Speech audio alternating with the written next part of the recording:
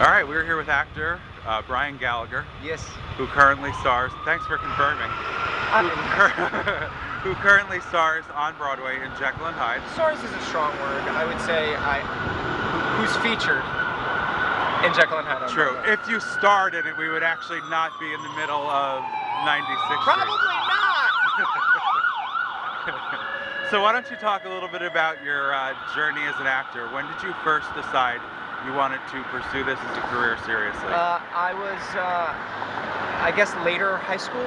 I grew up an athlete. I didn't really do shows. I was a baseball player and a basketball player, and I started doing shows sort of mid to later high school, and discovered a passion for it. So I went to college for it in Manhattan, at Marymount Manhattan.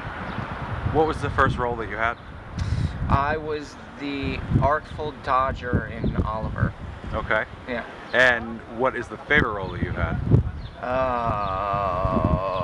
I toured with Tommy, who's Tommy, through Europe, and we played Tokyo, and we did a couple dates in the U.S. And I played Cousin Kevin, and it was a great part. I got to be the villain. I got to have all the really good songs, but I had 1/10 the pressure that the guy who played Tommy had. Speaking of touring, you have done some tours, and you've also been based here in New York. Mm-hmm. Do you have a preference to either? Yeah, I'm more of a home body. Being on tour is a fun adventure and everything, and I've loved being able to see the U.S. and see the world. I toured through Europe for 7 months, and I got to go to Tokyo, which I never would have done if it wasn't for work. But I love my bed. Yeah. I love New York City. Now, what is it? Talk a little bit about Jekyll and Hyde, your character, who you're playing. Sure. I play Lord Savage. I'm one of the Board of Governors who denies Jekyll the opportunity to experiment on human subjects. And then he ends up killing me in Act 2 in a pretty badass, gruesome way. Oh yeah? Yeah, it's fun. I get the best death out of all the Board of Governors. And now, what's that like, acting out the death scene on Broadway? Number one, it's not like you can stop. You have to do it for real every night. You can't reshoot it. It's not like a movie. So that's true. Yeah. How is that? It's great, man. It's the audiences in New York have been absolutely fantastic, and I am sort of the comic relief in the show. Mm-hmm. I play a buffoon, which is also wonderful. I get to make people laugh on Good. Broadway every night. It's the dream. But what was the question? What's it like doing the live death scene night after night when great, you can't cut? Great. I guess I don't want to ruin it for anyone who doesn't see it, Okay, but yeah, I'm the last death out of all the Board of Governors, and so it's sort of the biggest. And it's okay. As I play a buffoon, I think people almost want me to die by the time that I do. They've had enough of you. Exactly. So it's fun every night. I always get a really big reaction when I die every night. Now, what parts have you mentioned your favorite parts? What was your most challenging role, and why was it your most challenging? I did a show last fall in New York at Queen's Theater in the Park called Chick 6. It's a new musical, a new rock musical. It had never been done before, and it's a really great show. The music's amazing.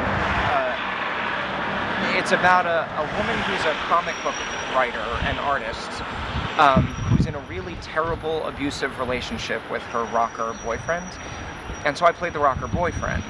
And he is an incredibly, horrendously loathsome character. Nothing he does is positive. He's just verbally abusive to this girl. He's just terrible. He's selfish. He's a terrible human being. So it was tough to do that every night and to try in some way to find redeeming qualities in him and make him charming, even though everything out of his mouth is awful. Yeah. Because you did sort of have to buy the fact that this girl would be in a relationship with this jerk. So that was probably the most challenging, finding a way to make a loathsome character still charming and because I found that you didn't root for the female character unless you believed that she'd date this male character. And it was hard to believe that because he was such a jerk.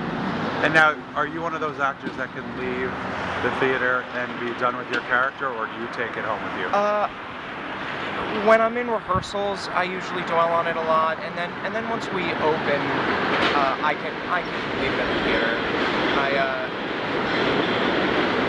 I like being in New York for that reason as well. It's much easier to have your life and then you go to work. When you're on tour, your whole life is the show because the only people you spend time with are the people you work with. Right. You know, the cast and the crew and such. And I like being able to leave it at work. I like being able to just go home and then go to work and then be completely focused for the 3 hours that I'm at work and then go home and let it go again. Now, as if opening a Broadway show is not enough, you also, on the side, have an album coming out. I do, yeah, this summer. Yeah. I'm putting the finishing touches on it now. It's gonna be, it's basically a live studio album that I recorded before I even left for tour. Mixing has been an issue because I still haven't completely decided how I want it to sound. And so we're still putting the final touches on mixing it, but it'll be done soon. I mean, all the recording is done, which is exciting. It's fun. It's all original music. It's all mine, and yeah. Where do you go for inspiration when you're writing your music? Is there a certain genre that you lean towards? Yeah, I love the blues. I love working in sort of blues structures and blues scales. I also love a lot of contemporary singer-songwriters, acoustic singer-songwriters. My shows tend to be just me on a stool with an acoustic guitar. I like that sort of venue as far as storytelling goes. I just think it's a very honest way to get a song across. There's nothing to hide behind. There's not a lot of bells and whistles. There's not, a lot of amps and huge instrumentation and everything like that. It's just you and your guitar, and I feel like it's very vulnerable and that was going to be my next question. Yeah. You literally just answered it. Do you feel the most vulnerable when you're singing or when you're on stage? I guess it depends. I'd actually say I feel most comfortable with my guitar and telling my own stories, in part because they're mine. So whether someone likes the song or not, it's kind of this. I hope this doesn't sound pretentious. It might.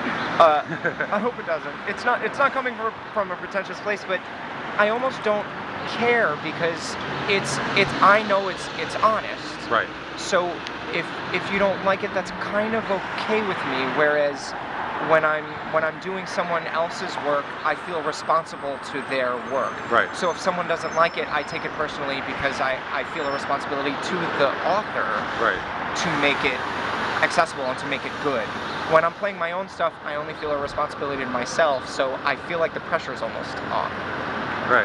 No, that on makes some 100% level, sense. you know? Yeah, that makes a lot of sense. Yeah. You also have gigs coming up in May. I do. May 15th, I'm playing Stage 72 at 9:30. It's going to be all my stuff. I have lots of great special guests. I'm going to do a couple tunes with Megan Hilty, which will be really fun, and with a couple other people who are all really amazing, and that'll be fun because I'm gonna use that as an opportunity to sing with people who I don't get to sing with. I'm gonna ask a lot of friends of mine to join me. It's gonna be a lot of duets and things like that. May 15th. May 15th. It's a Wednesday night. Our dark night is Wednesday, so it has to be on Wednesday. But it'll be May 15th at 9:30. Come. It's gonna be a good show. Yeah, we'll look forward to seeing that, obviously. Yeah. And now, what advice would you give to somebody who is just starting out in the business, or who maybe has been in the business for a while and just things aren't working out for them, and they're... I'd say be yourself. Don't try to fit a mold necessarily. Don't try to be what you think other people want you to be. Just do you and be happy with you, and leave any given opportunity or audition feeling like I would have hired me, so I don't really care if they hire me or not. And I feel like eventually that's going to work to your benefit because you will unapologetically get that role at some point. It's just a matter of waiting till that right role comes your way. Right. You know, I spent a lot of years trying to be what everyone else wanted me to, and the second I just accepted how I interpret songs and how I sing, then I didn't feel bad when I didn't get a job, because I still felt like I represented myself exactly how I wanted to be represented. Since you're both a theater actor and also a musician, who have been your inspirations in both aspects? Oh, wow. So I mean, so many people. As far as the songwriting thing, a lot of the old blues guys, like old Chicago blues artists, like Muddy Waters and Howlin' Wolf, and a lot of those guys who just played and sang with just raw emotion. A lot of those guys. I was also a teenager in the 90s, so I love singers like Chris Cornell and a lot of the grunge guys who just screamed their heads off. And as far as theater actors go, I don't know. I guess I should have an answer for that, but I don't know that I do. Anyone who's been singular, anyone who hasn't been afraid to have a really specific sound or a really specific voice, or not play by the rules, I have respect for. Awesome. So when I see a show and I hear a voice that I'm like, nobody sounds like that, I whatever given show it might be, I have a lot of respect for that. Brian, we really appreciate the time that you took to do this interview. We look forward to seeing you on stage, Jekyll and Hyde. We look forward to your gigs. And thank you. Thanks for the all opportunity. great things to come for you. To talk about myself for 50 Absolutely. minutes. Even when I'm yelling over trains. The New York City transit system doesn't want to hear you, but No, we they do. don't. But that's okay. Thank you.